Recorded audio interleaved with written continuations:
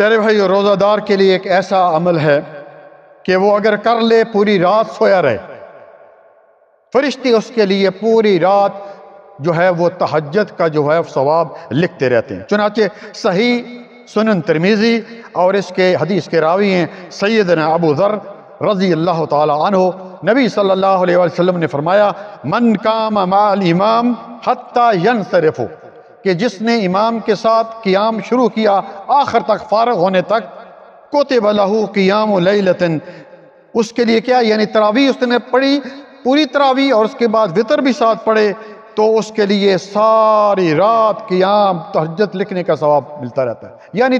تراویح پڑھ کے ساتھ وطر پڑھے، گھر جا کے سو گیا، فرشتے اس کے لیے پوری رات لکھنے ہیں تہجد تہجد تہجد۔ سبحان اللہ، بہت سارے لوگ جو ہیں تراویح نہیں پڑھتے، بہت سارے لوگ تراویح پڑھتے ہیں وطر نہیں پڑھتے، تو یہ پوری مکمل کر کے جو جائے گا اس کے لیے اتنا بڑا اجر ہے کہ پوری رات فرشتے اس کے لیے وہ جو ہے وہ تہجد کا ثواب لکھتے رہتے ہیں۔